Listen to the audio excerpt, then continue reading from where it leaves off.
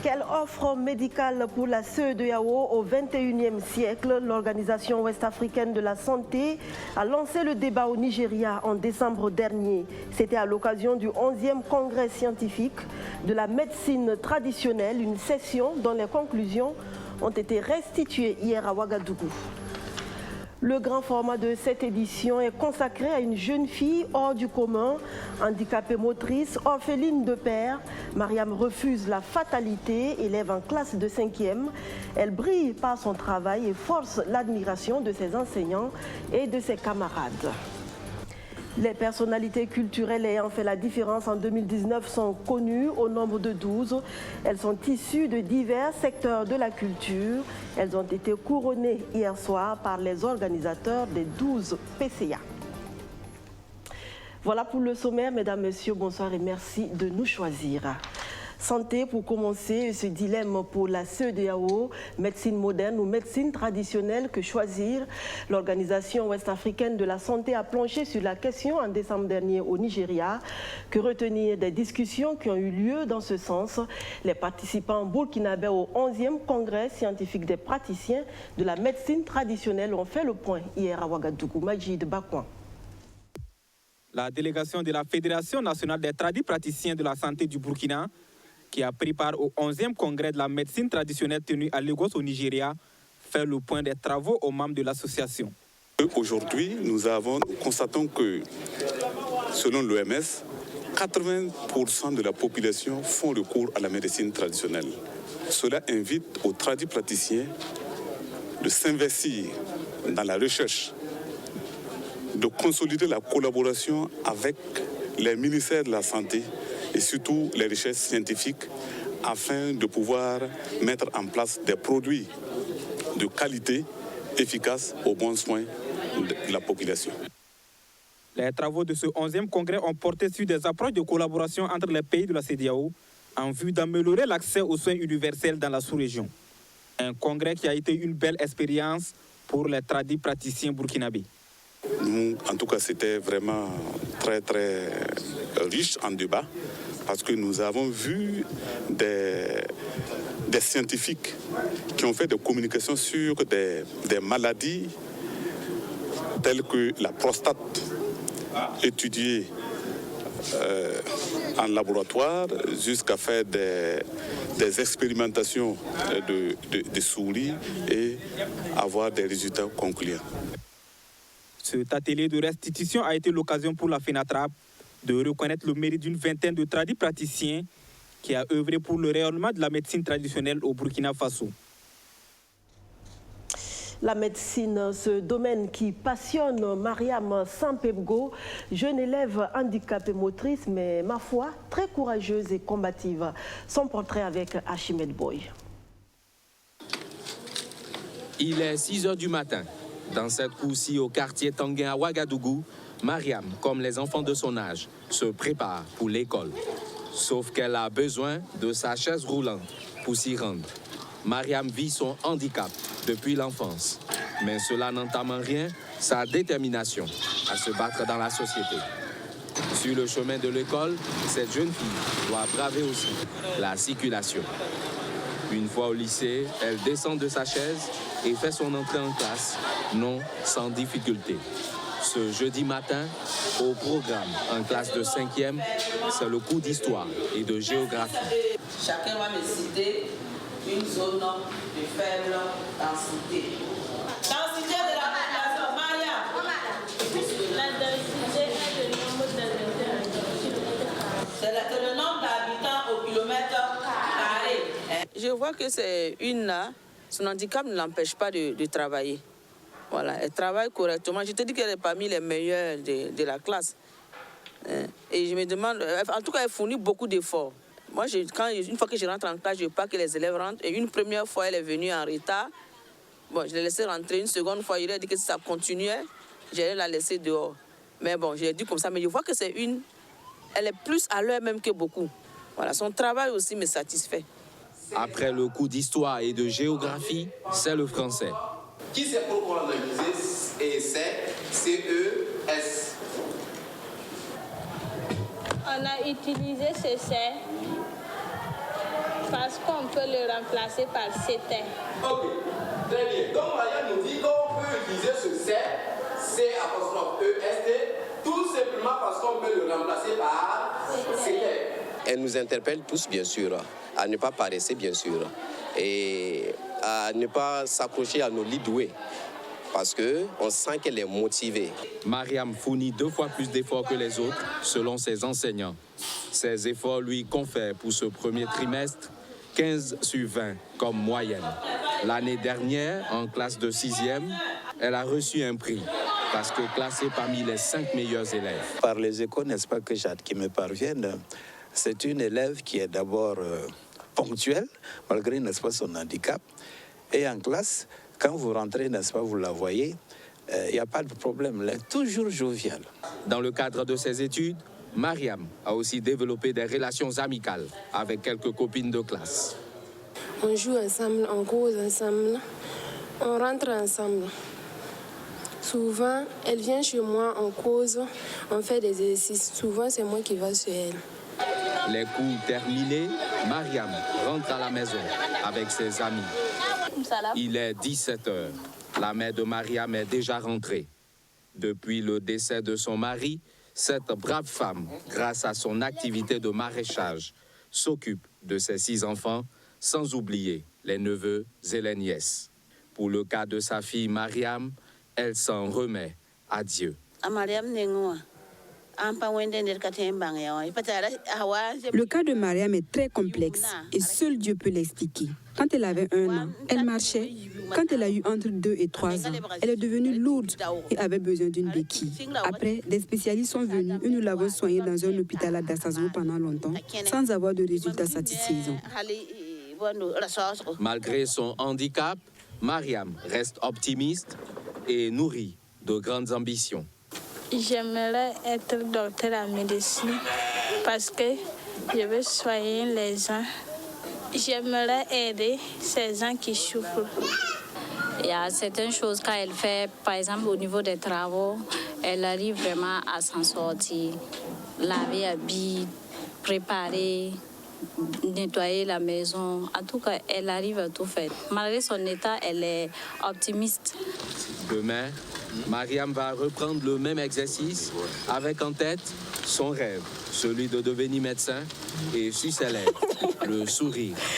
Un sourire qui traduit sa joie de vivre et son optimisme. Comme quoi le handicap n'est pas une fatalité quand on sait lui donner une bonne dose d'optimisme. L'espoir d'une meilleure qualité de formation en droits humains à l'université Ouagadougou, une collaboration inédite entre Belges et Burkinabés a donné naissance à un enseignement spécifique qui sera sanctionné par un certificat. Luc Pak-Belgem a assisté jeudi au lancement officiel du programme. À partir de cette cérémonie, l'université Ouagadougou et ses partenaires lancent le certificat des droits humains. C'est une initiative qui vise à répondre aux besoins de renforcement des capacités de l'administration et des acteurs des droits humains. Ce certificat est le fruit d'un partenariat fructueux avec 4 universités belges, à savoir l'Université Saint-Louis de Bruxelles, l'Université libre de Bruxelles, l'Université catholique de Louvain et l'Université de Namur. C'est la première fois, par contre, que chacune de ces universités unit ses efforts à celles des autres pour se lancer dans une coopération de telle envergure avec Ouaga et avec ses collègues du Sud qui nous ont parallèlement rejoints pour cet enseignement. Alors cette collaboration inédite a jusqu'à présent été un succès. Je crois, et en tout cas j'espère qu'elle a été un succès pour les étudiants qui ont suivi les cours de ces certificats. Je suis certain qu'elle a été un succès pour l'ensemble des enseignants qui ont eu l'occasion, qui ont eu le privilège de venir enseigner. Le certificat des droits humains concerne les magistrats, les avocats, les fonctionnaires, les officiers de police judiciaire, les journalistes et les organisations de la société civile.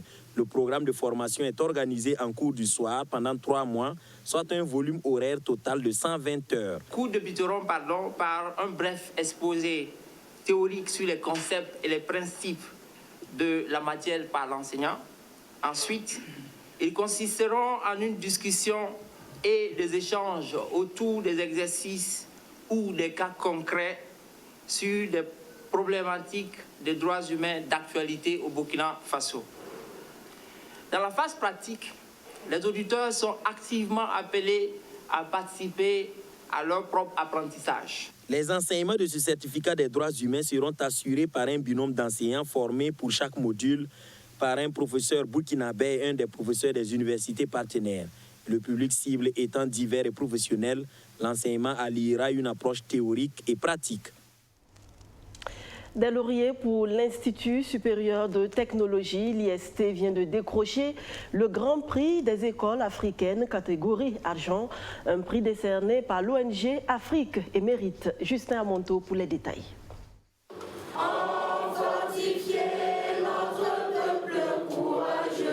Après l'hymne national burkinabé chanté avec fierté et la présentation de vœux, place à la remise de trophée Grand Prix des écoles africaines catégorie argent au président directeur général de l'Institut supérieur de technologie IST et à 2 des meilleurs étudiants lauréats du Grand Prix des écoles africaines décerné par l'ONG Afrique et Mérite. L'ONG Afrique et Mérite est là pour récompenser. D'abord, c'est une structure tapis dans l'ombre qui récompense l'effort des écoles et des grandes écoles qui brillent de par leur travail. C'est d'abord les qualités d'excellence, c'est d'abord la question d'insertion, c'est d'abord les enseignants qualifiés, c'est d'abord le résultat aux différents examens. Pour les étudiantes lauréates du top 10 des Grands Prix des écoles africaines, être parmi les meilleurs relève de l'excellence. Nous avons la reconnaissance du CAMES parce qu'il n'est pas permis à n'importe quel institut d'avoir des diplômes reconnus par le CAMES. Donc je remercie l'ONG Afrique et Mérite, je remercie les responsables des différents campus de l'IST. Je suis très heureuse aujourd'hui d'être parmi les top 10 de l'IST. J'ai choisi l'IST parce que l'enseignement est très bon. Durant l'année 2019, l'Institut supérieur de technologie a totalisé beaucoup d'acquis, ce qui lui a permis de consolider 24 diplômes reconnus par le CAMES. L'Institut compte aujourd'hui 2575 étudiants et dispose de 6 campus, dont un nouveau à Tanguin, plus un campus en ligne. Pour cette année 2020, l'Institut vise à augmenter le nombre de ses diplômes reconnus par le CAMES à 28. Nous avons eu cette distinction de l'ONG Afrique et Mérite qui nous permet donc de célébrer lors de cette présentation de vœux le succès donc, de notre établissement. Et les projections que nous faisons, c'est de passer de 2500 étudiants que nous avions au cours de l'année dernière à 3000. Et c'est également de renforcer les infrastructures et les équipements pour les travaux pratiques.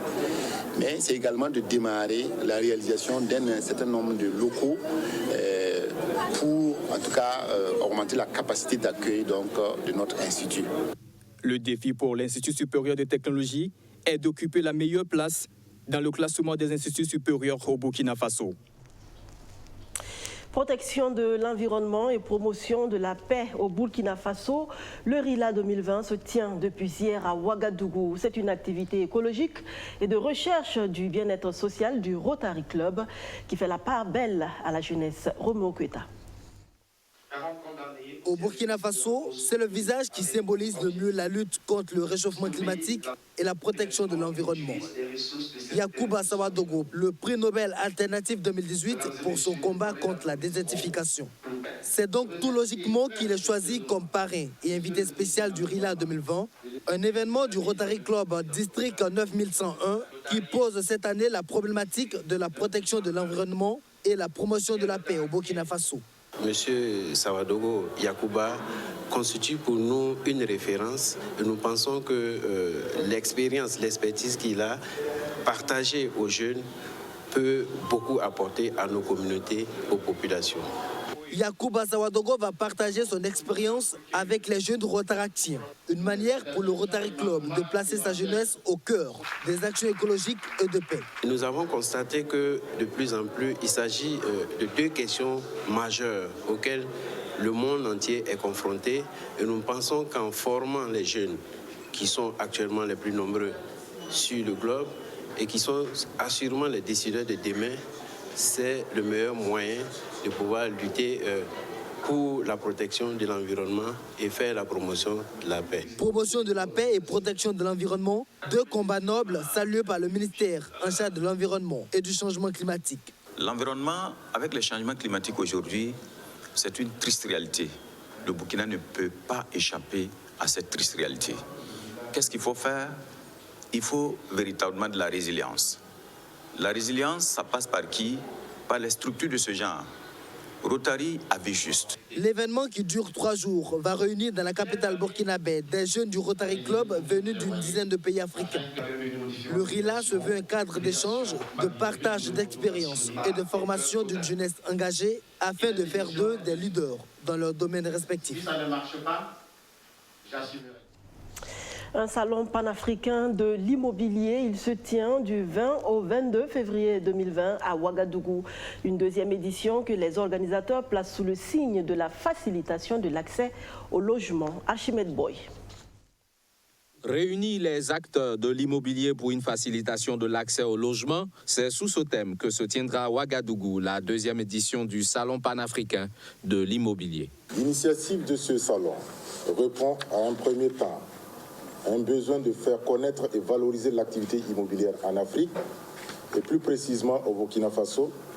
Les activités de cette deuxième édition du SPI se dérouleront à travers une exposition vente de produits et de services, de l'animation de panels et de conférences, des rencontres d'affaires B2B, des débats télévisés sur des chaînes de télévision autour de la problématique du logement. Cette rencontre sera aussi le lieu d'aborder les questions relatives aux lois et réglementations régissant l'activité immobilière au Burkina Faso. Au regard du contexte actuel où l'activité immobilière en pleine expansion au Burkina Faso connaît quelques dérives malheureusement, du fait de certains acteurs peu scrupuleux, le comité d'organisation a jugé utile d'animer des thématiques passionnantes se rapportant à la loi numéro 034/2012 AN portant organisation agraire et foncière au Burkina Faso. Également la loi numéro 103/2015 CNT portant sur le bail d'habitation privée au Burkina Faso. Ces thématiques, nous n'en doutons point, contribueront à un meilleur respect des lois et réglementations régissant l'activité immobilière au Burkina Faso. La cérémonie de clôture de cette deuxième édition du Salon panafricain de l'immobilier verra la remise de prix aux meilleurs acteurs de la filière. Les meilleurs acteurs du secteur de la culture, eux, ont été primés hier, comme chaque année depuis 8 ans maintenant.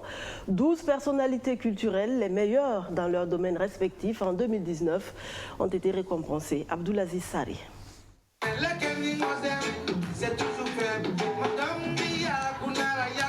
De la musique, de l'humour et des récompenses. Plusieurs acteurs culturels reçoivent des prix à cette soirée des 12 personnalités culturelles de l'année. Ils sont considérés comme ceux qui se sont le plus distingués dans la promotion de la culture burkinabé en 2019. Grâce à son dernier opus Béogo qui lui a permis d'écumer toutes les chaînes de télé et de radio du pays, Des Altino est désigné meilleur artiste musicien de l'année 2019. Pour un artiste, je pense que c'est la joie. Et c'est une façon de savoir que les gens te suivent bien et tu dois encore doubler d'efforts pour montrer aux gens que c'est pas pour rien on te donne des trophées. Côté cinéma, c'est Michael Zongo qui remporte le prix du film documentaire de l'année avec son film Pas d'or pour Kalsaka. L'humoriste Philomène Nanema, elle s'en tire avec le prix du meilleur spectacle de l'année grâce à son One Woman Show du 6 avril 2019 au cours duquel le Sénasa a refusé du monde. C'était mon tout premier One Woman Show que vous tous vous avez connu. Je vous salue Marie, que j'ai présenté au Sénasa.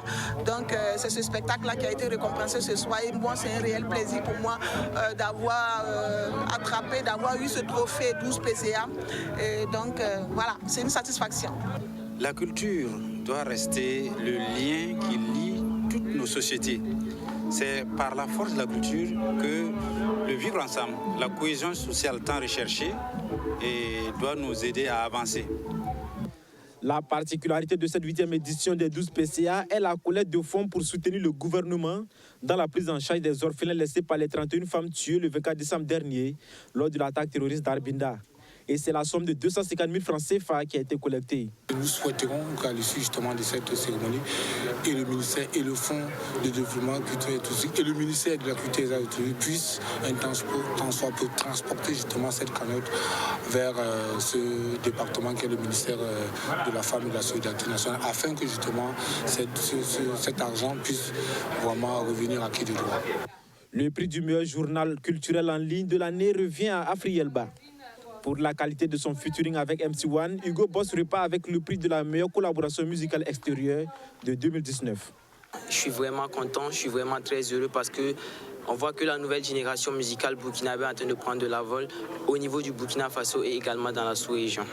Je dis aussi le trophée à la communauté Afrielba, toute la communauté, et aussi à tous ceux qui, grâce à qui actuellement Afrielba est une réalité. Le journaliste et homme de lettres Youssef Ouedraogo est désigné influenceur de l'année. IB Original est le mécène de l'année. Le prix du photographe de l'année revient à Champi La Mélodie. Le chanteur Faden s'en sort avec le prix de la révélation musicale de l'année. Le prix Doris Dabiré désignant le meilleur mannequin de 2019 est remporté par le jeune rock parfait Sebego. Grâce à ses fantaisies, Black repart avec le prix du styliste de l'année. Enfin, l'animateur Jackie Elfeno se réjouit avec le prix de maître de cérémonie de l'année. La vie nous inflige les épreuves les plus difficiles pour nous amener à mieux apprécier les choses à venir.